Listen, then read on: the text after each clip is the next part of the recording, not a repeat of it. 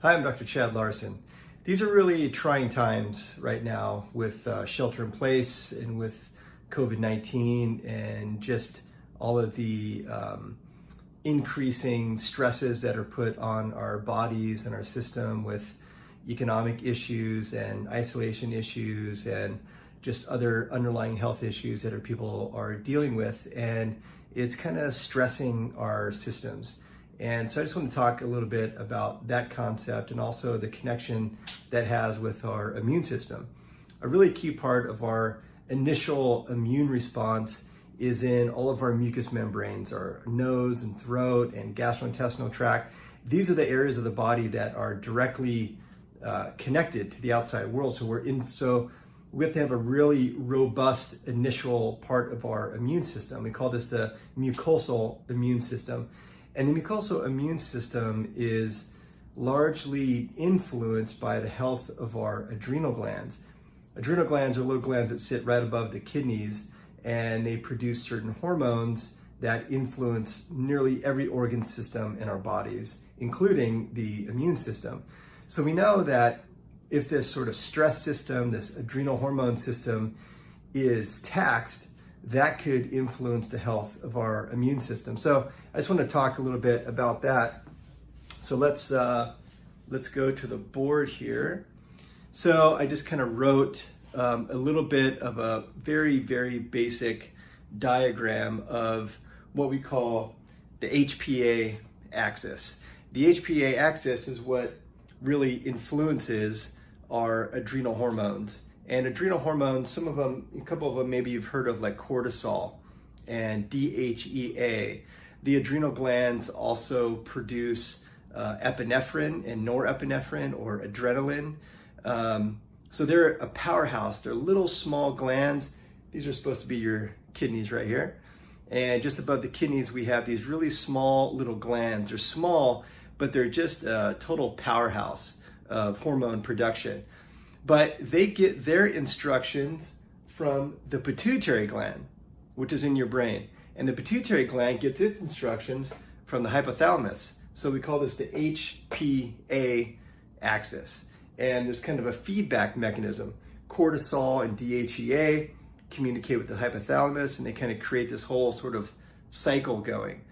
But for a variety of reasons, as our adrenal system, our whole HPA axis gets kind of taxed and overburdened and overloaded, it could start to influence how cortisol affects things like our immune system. And it's a very important interrelationships between the adrenal hormones and our immune system, especially that really key part of our initial immune response in all of our mucous membranes, the mucosal immune system. And so I'm spending a lot of time evaluating people's adrenal glands and adrenal hormones and then making some recommendations.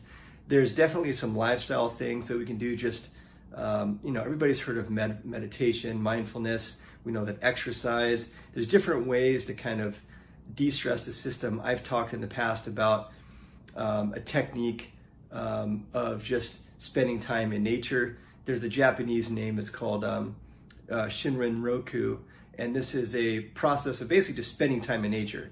But they've been able to quantify the improvement of things like the adrenal hormones by just spending 15-20 minutes out in nature just relaxing. If you actually go for a little bit of a walk, it even helps a little bit more. So there's definitely some lifestyle, there's some dietary things. We know that sugar and refined grain type foods that turn into sugar very quickly in the body, we know that those things can tax the HPA axis. So there's definitely some diet and lifestyle things that we can do to really support our HPA axis, which is going to have influence on our immune system.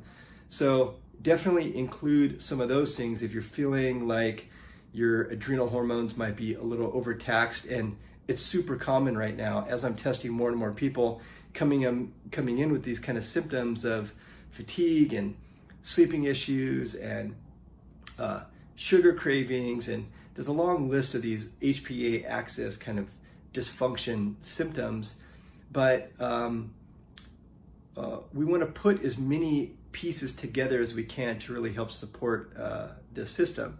And doing these lifestyle things like I just mentioned and making the proper food choice is really key. But I'm seeing that in some people, we have to add a little bit extra to that. We have to have a little bit more support. And so there's a really key concept with supporting the HPA axis.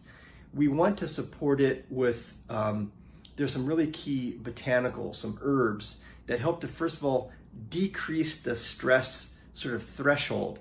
So if we could improve our resistance to stress, then it's going to have a lower effect on our cortisol and our DHEA. And so there's some botanicals that have been around for a very long time that help to improve or increase our resistance to stress. Things like eleutherococcus, things like rhodiola, and the different types of ginsengs. We know that these can really improve our stress resistance. But then we also want to make sure that we have the right amount of certain nutrients that help us to produce these hormones.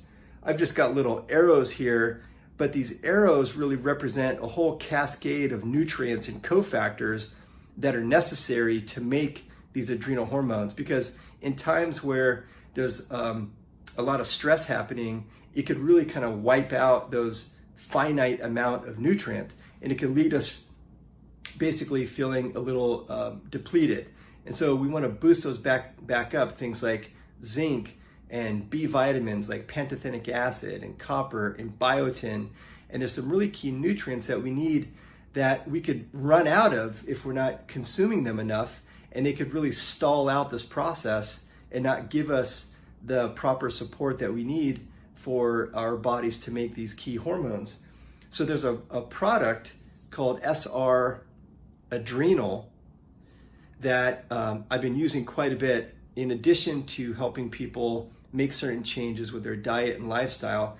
This has those we call adrenal adaptogens like eleutherococcus and rhodiola and ginseng, but it also has the cofactors in it like pantothenic acid and vitamin C and vitamin B6 and zinc and copper in the certain ratios that the adrenal gland needs to help support the production of these hormones. There's also some adrenal gland extract in here to really help bolster the adrenals from a really fundamental level to help support your own cortisol production. So this SR Adrenal product I'm finding to be, I formulated this product years ago, but there really isn't in a more important time right now when people are dealing with so many different stressors influencing their general health, but then even more specifically affecting the health of their adrenal glands, which has a really direct effect on their immune systems. So it's a product that you might want to check out in addition to consuming the right types of foods and incorporating the right kind of lifestyle to help balance some of these stresses in our life. So hopefully you find that to be useful information. I'll keep reading the studies, bringing you the information. Until then, see you next time.